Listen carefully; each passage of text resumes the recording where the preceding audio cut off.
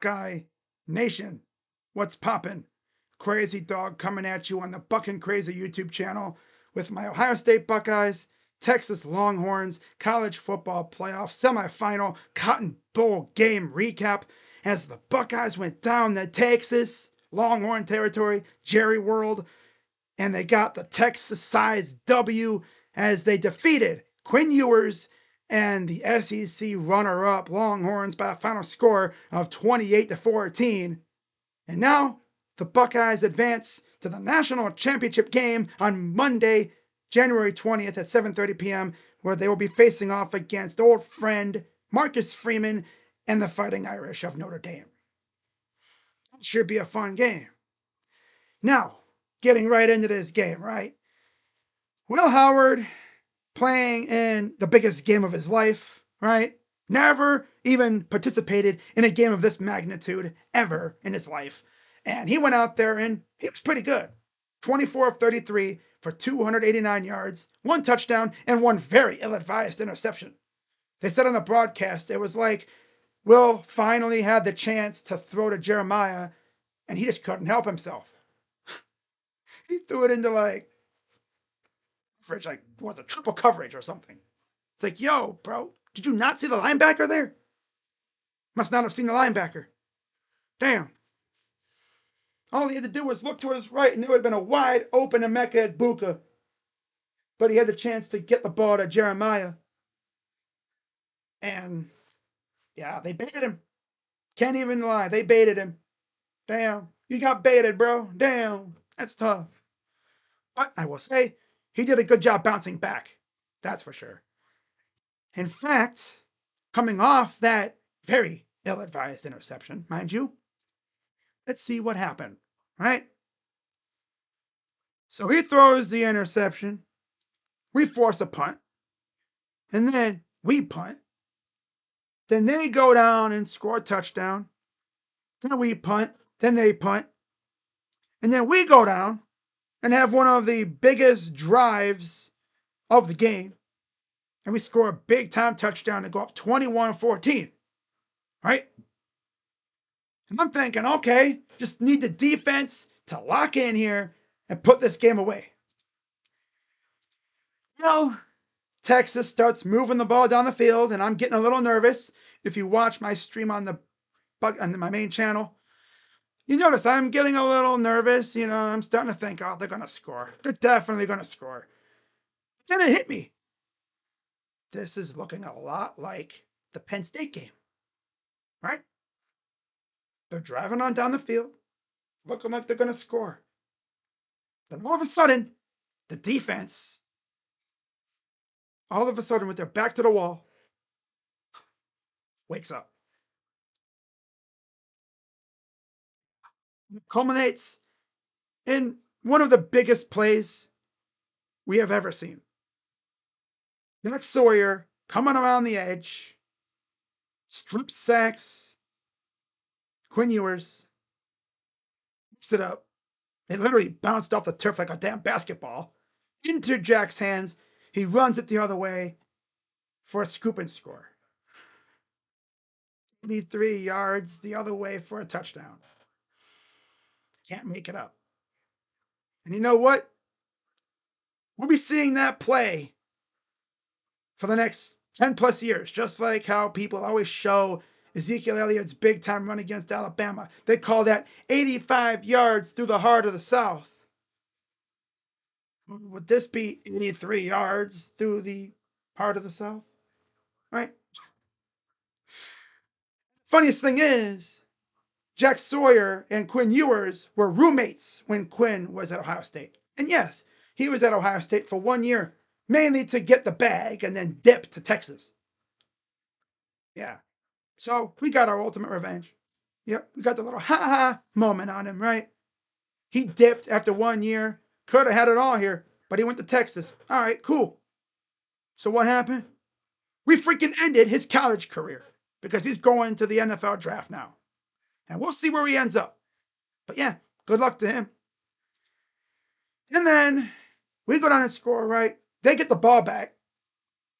And Caleb freaking Downs puts the dagger, the fork, the steak knife, whatever, in the heart of the Horns for good with an interception, and the Buckeyes win 28-24. Getting back to reading the stats from this game. Again, Will Howard did good. I'm going to went over his stats. 24 of 33, 289 yards, 1 touchdown, 1 interception. Solid game. Not bad. On the ground, 24 carries, 81 yards, 2 touchdowns total. Quinshon Judkins, 9 carries, 36 yards, and 2 touchdowns. Travion Henderson, 6 carries, 42 yards. Also had one very dumb penalty, which he did make up for right before halftime. Right after Texas had scored, the vibe is way low in the fan base, right? Then, we're thinking, oh, of course, right? Travion Henderson on the first play after that, on a dump off screen pass, takes it to the house. And just like that, Buckeyes go into the half up 14-7. Love to see it, right? He completely redeemed himself from that stupid ass penalty that he had, where he pushed a dude in the face for some reason. Like, that dude must have said something egregious, because that's not like Trey. Trey's not one to act like that. Shoving someone in the face like that in front of the ref too. I mean, damn. So blatant. Like, what the heck did he say? Was he making fun of you? Did he say something stupid? Right? Was he acting up? Did he say something that he shouldn't have said? I don't know. Makes me wonder, is he going to reveal what was said? Probably not. I doubt it. But you never know. Maybe he'll say it on a podcast or something. Gonna have to keep an eye out. Because I'm actually kind of curious. Because, again, he's so mild-mannered. You really would have to say something dumb, something offensive, for him to react like that. It's like the Myles Garrett thing from a few years ago, where he threw the helmet at Mason Rudolph. And he said that Mason said something very, very bad to him. It's like, well, damn. I can only imagine what was said to get him to act like that. So I guess we'll have to wait and see. Maybe eventually it'll get revealed, but I highly doubt it, though, to be honest. Overall, good game for Travion, especially that one reception, 75-yard touchdown. Made all the difference in that first half. It took the momentum right back from Texas, right after they tied the game up. Cornell Tate, through the air, 7 receptions, 87 yards. Had a really good game because, again, they shut down Jeremiah Smith. 1 reception, 3 yards for Jeremiah. They did everything in their power to make sure he did not beat them. And in return, everyone else did. But that's the risk you got to take, right? You try to shut one person down and someone else steps up. That's just the way this offense is. And you love to see it. Emeka Egbuka had a solid game, 5 receptions, 51 yards. G. Scott Jr., 5 for 30. Quinshon had 3 for 22. Will Merrick, 2 for 21 yards. Yeah, overall, great game through the air as well. Total of 24 receptions, 289 yards, and a touchdown against a damn good Texas secondary, too. And then on defense, we had 4 sacks. 1.5 sacks from JT Tuimoloau. Half a sack from Ty Hamilton. 1 sack from Sonny Styles. And without a doubt, the biggest sack of the night for Jack Sawyer that won us the game. The strip sack on Quinn Ewers that he took to the house. And again, that play is going to be seen for years to come, just like Ezekiel Elliott's big run against Alabama, which was like 10 years ago. How crazy is that, right? How crazy is it that the Buckeyes were in the first ever college football playoff national championship. And now they're going to the first ever 12-team college football playoff national championship. This time against Notre Dame. Last time it was against Oregon. What do we see on Monday the 20th, right? Are we going to see another offensive masterclass? I hope so. I really do. I don't know if I can handle a game like this, man. I hope Chip Kelly got all his trolling out of the way in this game. And he just goes out there against Notre Dame and puts up a masterclass when it comes to play calling. I cannot handle more trolling from Chip Kelly. God, that dude can be aggravating sometimes, man.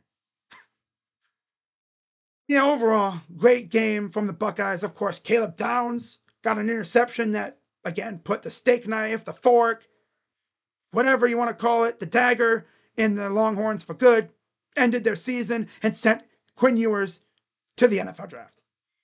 Yeah. I'm just happy we didn't have to rely on Jaden Fielding to try to win the game, because I don't know if I would have been able to trust him, right? That's what I was thinking. Like in that game, I was like, I hope to God we're not going to have to rely on Jaden Fielding to win this game. Because my God, bro, if I had to try to watch this dude hit a long distance kick to win it, I don't know if I would have been able to deal with that. Thank God Jack Sawyer put him away with that strip sack. Now, with that being said, let's take a look at my post game observations. Number one, again, Chip Kelly trolled so hard in this game. He is so lucky that we won this game. Because if we would have lost, I probably would have ended up blaming him for it. Right? But I get it though. The way Texas's defense was set up, they were not going to let us beat them deep. So he's just taking what they gave him, which is good. Just enough with the dump off screen passes that go nowhere. Right? If you're going to do a screen pass, set it up correctly. Right? You need blockers for that. Right? Don't be out here doing a one-on-one screen pass with only one blocker against like 3 defenders. It usually never goes well. Bam. Number 2, defense showed up when it mattered. Honestly, the end of that game reminded me so much of the Penn State game. It's crazy. You know, offense was driving down the field, right? Looking like they're going to tie the game up. I'm getting all pissed off, thinking, here we go. Here we go. It's going to be tied up. But then Jack Sawyer said, screw that. I'm ending this damn game right now. Strip sack, takes it to the house. Game's over. Yeah, time. Love that. Q and Trey were elite. They were. Yeah, they didn't really do much, but they helped out in so many ways. Blocking, pass catching. Of course, Travion Henderson with his big time touchdown reception on that dump off screen that was worked to perfection. Right? Took all the momentum away from Texas. But after they had just tied the game up, they were so effective in so many ways tonight. I absolutely loved every second of that too. They were so effective. I loved it. I loved how they were utilized. And then, of course, Jack Mother effing Sawyer. Enough said. And then finally, we're natty bound. Can't freaking wait, man. Can't freaking wait. We have a chance to add another national title to our collection. And also, of course, the Big Ten has a chance to go back-to-back national championships. And it's going to be funny if we win it, because then, first off, us and Team Up North fans are going to be like, hey, we did it, let's go. And then it's going to be like, ours was better. No, ours was better. We had to play more teams. That's our flex. We had to play more teams. I mean, we won the first ever 4-team. Let's go win the first ever 12-team college football playoff, huh? Let's go do that. Well, as you guys can tell, I barely have a voice, so I'm going to try to wrap this up soon so I don't run out of a voice, because I'm going to stream tomorrow on the main channel, do some NFL playoff games, maybe, possibly. I'm looking to do possibly Ravens and Steelers, but that's if I have a voice. So I'm going to try and wrap this up quickly here. My MVP of the game on both sides of the ball, I couldn't really decide on who to pick on offense, so I just went with Quinshon Judkins, Travion Henderson, and Cornell Tate, because they made some big-time plays that kept drives going. Of course, Quinshon Judkins would not be denied in the end zone. Travion Henderson had that big-time touchdown after he made possibly the dumbest penalty you could probably do, especially for him, because he's so mild-mannered. I didn't see him as a guy that would react like that. Like, that Longhorn player must have said something stupid or something, because, damn, bro. Was he being racist or something? Was he making fun of the fact that you're all into Jesus or something? Because he had to say something egregious to get you to react like that. Damn. Did he insult your family? I don't know. I don't even know if he'll ever say anything about it. I doubt he will. But yeah, Cornell Tate made plays. Of course, he took full advantage of the fact that the Texas Longhorns pretty much made sure that Jeremiah Smith would essentially have a cardio game. I mean, Jeremiah only had one catch the entire game, and it was on a dump-off pass. They tried to go to him later, but of course, that was on the very ill-advised interception. Overall, Jeremiah pretty much was a decoy. And everyone else ate because of it. And I'm sure Jeremiah is okay with that, because we won. And he has a chance to win a national championship. I don't think he really cares what happens as long as we win as long as we win. You know?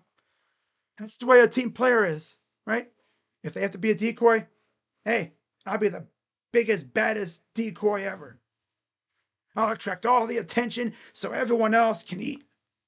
That's exactly what happened. And Cornell Tate definitely ate, for sure. Ooh, bars. Ooh. And then on defense, I got to go Jack Sawyer. Obvious reasons, right? He made arguably the biggest play of his college career. And of course, it came in his final few games. Like, damn, we were looking down the barrel of a tie game, 4th down, right? Right after we had forced a loss on a running play. For some reason, they decided to try to run outside the tackles, and we snuffed that sucker out. Made him lose a few yards, right? That ending had shades of the Penn State game all over it, giving me flashbacks to that game, right? And just like that game, we got to stop on 4th down. Although this time, we got a turnover and took it to the house. Flip the script on them hoes. Yeah. Horns down, baby. Yeah. And then, of course, I had to go with Caleb Downs because, again, he put the steak knife, the dagger, in the heart of the Horns. Deep in the heart of Texas. And now we're going to a national championship. Let's freaking do it, man. I know Caleb Downs is extra hype because he had a chance at this last year, but the team up north ruined all that. Mainly because of Jalen Milrow. Imagine being Seth McLaughlin, too, right? He has a chance for a national championship. Man. And Bama fans were telling us that, oh, he can't snap the ball. Well, he seemed pretty good to me. Then he got hurt in practice. Hey, I will say, though, the offensive line bounced back in a big way since that injury, right? They stepped up. Gotta love it. But yeah, those are my MVPs. And in terms of my final thoughts on this game, I mean, what a freaking win, right? And all those high school kids that were thinking about committing to Ohio State, they saw that. And you know what they're thinking right now? Oh, yeah, I want to be a Buckeye. And imagine being a kid in the transfer portal thinking about going to Ohio State. Like, you're on the fence. Like, do I really want to go be a Buckeye? You watch this game and you're thinking, yep, I want to be a Buckeye. So, yeah, be a Buckeye then. Get your butt over here. But yeah, they're talking about the national championship matchup on SportsCenter right now. So I'm going to wrap this up and I'm going to rest my voice for the rest of the night. And right now, the plan is I will be streaming Ravens and Steelers on the main channel tomorrow night. Crazy Dog Sports, of course. Subscribe if you haven't already. And yeah, I'm going to get this video up and I'm going to relax for the rest of the night. And we'll see what the ramifications are from this win. Do we get any commits? Am I going to have to make a couple commitment videos in the next couple days? I hope so. I'll take a couple. Why not, right? What if we have a day like we had after we beat Tennessee, where we had not one, not two, but like, 3, 4 transfer portal commits? I know we got a couple kids coming in this weekend, right before the dead period. I could see a couple commits this weekend. I'd love it. Yeah, so let's do it. You know who I'm talking about, right? Yeah. Especially Damon Wilson. Come be a Buckeye, Damon. Yeah, you know what time it is. Come be a Buckeye. Yeah. So with that being said, guys, I'm going to head out, and I will see you guys tomorrow on the main channel, Crazy Dog Sports, for Ravens and Steelers. Unless maybe my voice just isn't right, then I'll probably just take the night off. And if I don't stream tomorrow night, I'll be live on Sunday for Eagles and Packers on the main channel. So with that being said, I'm Crazy Dog coming at you on the Buckin' Crazy YouTube channel. Let's go Bucks. 28-14, Buckeyes win and run to the national championship. Notre Dame, we coming for you. Man, feeling so damn good right now. I don't even care that I almost don't even have a voice. Sound like a damn smoker right now. All right, guys. See you guys later. Go Bucks. OH. I'm out. Bye-bye. Yeah. One's down, baby. Gonna do this.